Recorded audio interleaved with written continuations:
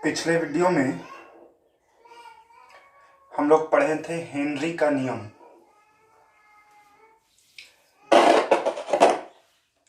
कोई गैस कोई लिक्विड में घुलता है तो उससे संबंधित क्या रूल्स होते हैं, इस बात को हम लोग पढ़े थे पिछले वीडियो में। आज हम लोग सबसे पहले पढ़ेंगे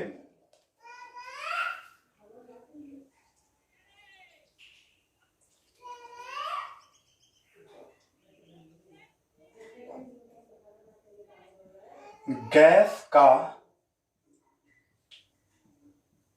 द्रव में विलेयता को प्रभावित करने वाले कारक।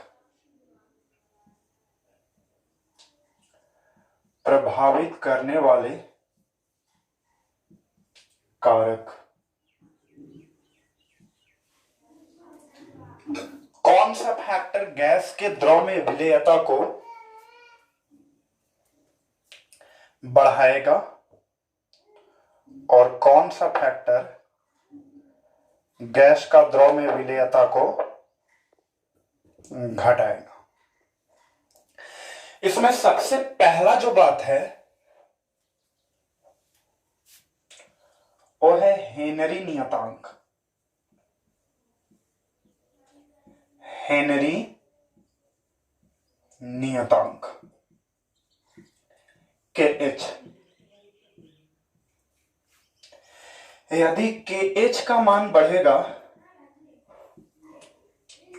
तो गैस का द्रव में विलेयता घटेगा।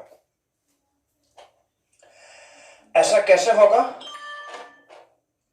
जैसे आप समझ सकते हैं, P बराबर फॉर्मूला होता था KH इंटू एक्स। इसमें आप X को ही विलेयता कहते थे। विलेयता को आप मोल अंश के रूप में दिखाते थे। जो बच्चे पढ़े हैं उनको पता है, नहीं तो पीछे का लेक्चर 6 देखिए हिंदी मीडियम का।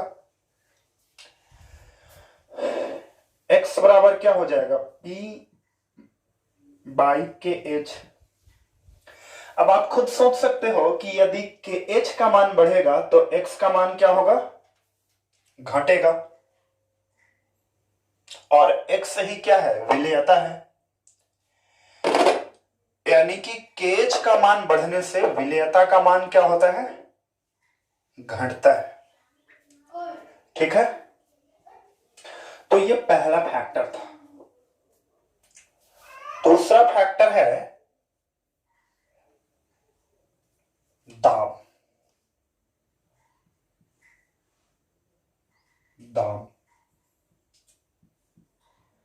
दाब का मान यदि आप बढ़ाओगे तो गैस का द्रव में विलेयता क्या होगा? बढ़ेगा। यह तो हेनरी का नियम ही था। किसी निश्चित ताप पर गैसों का द्रव में विलेयता उसके दाब के समानुपाती होता था। जैसे जैसे आप दाब बढ़ाते थे वैसे वैसे गैस का द्रव में विलेयता क्या होता था? बढ़ता था। आपको हेनरी लॉ में समझाया गया है ये बात। तीसरा फैक्टर है ताप। ताप बढ़ाने से गैस का द्रव में विलेयता घटता है। क्यों घटता है? जैसे मान लीजिए ये कोई बर्तन में द्रव है, जल है मान लीजिए, और जल में ऑक्सीजन घुला हुआ है। ऑक्सीजन घुला हुआ है मतलब ऑक्सीजन का अणु कहीं ना कहीं जल के अणुओं के साथ बना हुआ है, सटा हुआ है, जुड़ा हुआ है, जो भी कह लो, जो कहना।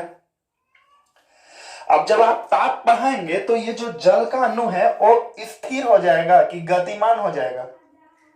गतिमान हो जाएगा। जल के अणु को पकड़े हुए है ऑक्सीजन का अणु। और जब आप ताप बढ़ाएंगे और जल का अणु पूरा गति में आ जाएगा, जैसे मान लो मेरा हाथ को कोई पकड़ा हुआ है और किसी कारणवश मेरा हाथ बहुत ज्यादा गति में आ जाए, इधर उधर हिलने लगे, तो जो मेरा हाथ पकड़ के लटका हुआ है वो व्यक्ति या वस्तु छूट सकता है कि नहीं छूट सकता है? छोड़ सकता है। उसी प्रकार होता यह है कि जब हम लोग ताप बढ़ाते हैं तो द्रव की अणु की गति क्या हो जाता है, बढ़ता है, द्रव के अणु मोशन में आ जाते हैं। ऐसे में जो गैस के अणु द्रव के अणु से जुड़े हुए होंगे वो क्या हो जाते हैं, छूट जाते हैं, निकल जाते हैं।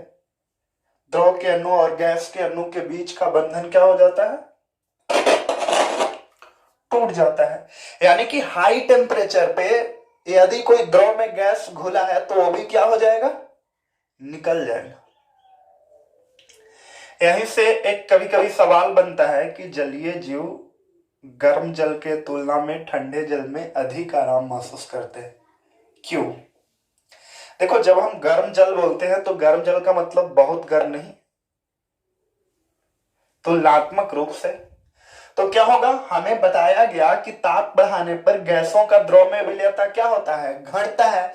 यानी कि गर्म जल में तुलनात्मक रूप से ज्यादा ऑक्सीजन होगा कि कम ऑक्सीजन होगा, कम ऑक्सीजन होगा, क्योंकि ताप बढ़ाने पर गैसों का द्रव में विलयता क्या होता है, घटता है। तो गर्म जल में कम ऑक्सीजन होगा, तो जलीय जीव को श्वसन करने में, सांस लेने में तकलीफ होगा।